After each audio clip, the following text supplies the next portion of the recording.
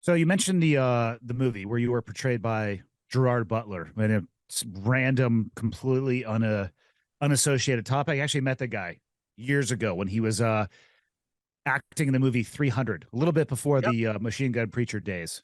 Mm. Interesting character for sure. He was kind and also slightly aloof, which I think is like the normal for a movie star. Question for you about the movie. Yeah.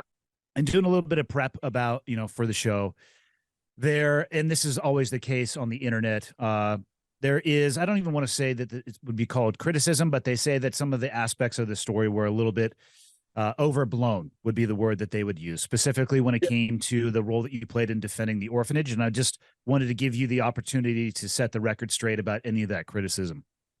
You, you know, to start with, there's a lot of criticism. There was even one criticism from SPLA general that said I never worked with the SPLA. I have over 20 gun permits signed by the SPLA. I have a membership card with no exemption date from the SPLA. The movie was definitely not very accurate.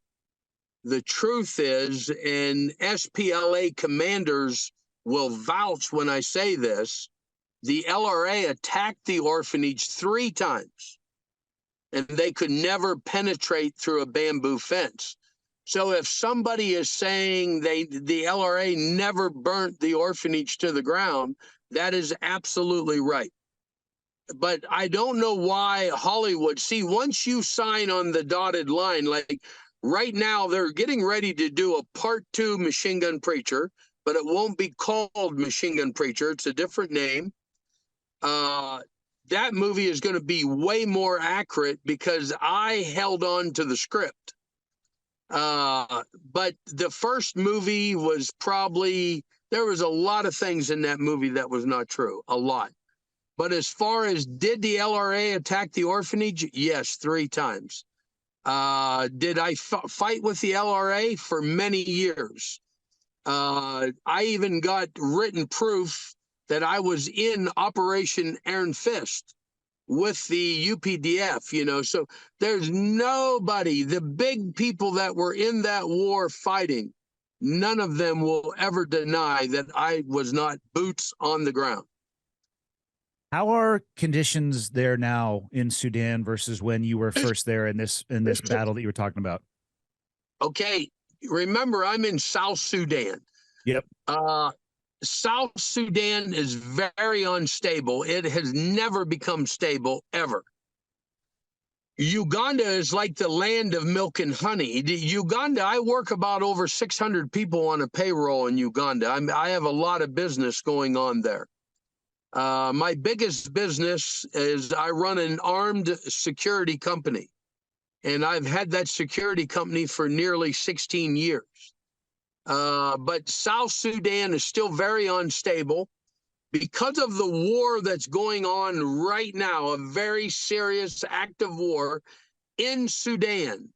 Things in East Africa are becoming very unstable. And so if peace does not come quickly to Sudan, it's going to be very horrible. The pipeline is shut down, the oil is shut down, so that means all income is shut down. So, I mean, if you Google starvation in East Africa, we're looking at millions of people will probably die by the end of 2023. So serious things are going on. Ethiopia has just quieted it down. They signed a peace agreement. A lot of people didn't even know they were in war. Thousands upon thousands of children was murdered. Congo has been in war for many years. Most people don't even know that. The area that I'm in Bunji-Bujo. I'm licensed to go in there to rescue children. I'll have all the licenses through the government. I mean, we still rescue children to this day. And no one can, I mean, if anyone wants to see the proof, I got the government papers to show it. You probably heard of the school that was just over the Congo border in Uganda that was raided just a couple of weeks ago. 51 people was killed, mainly children. 7 children was abducted, 2 escaped. That's 2 miles from where I'm working right now. Wow. So I mean, our mission has always been children, will always be children. And I mean, if people want to talk about me, that's fine, because in Matthew chapter 5, I believe it's verse 10 and 11, says, if you are persecuted for his sake, you're blessed. And I'm a very blessed person. And I mean, I don't care what people has to say about me. I believe that there's a lot of jealous people in the world. And I tell people all the time, if you want to be somebody, get up and do something. You know, you got too many people in America now that's overweight, sitting behind a computer, playing a computer game, you know. And if that's what you want in life, that's fine. Me, I chose to dedicate my life to rescuing children, feeding children. Right now, my feeding program's over 10,000 meals a day. Right now, as we speak, I'm building number 8 school from the footer up. I mean, so we do some massive projects in East Africa.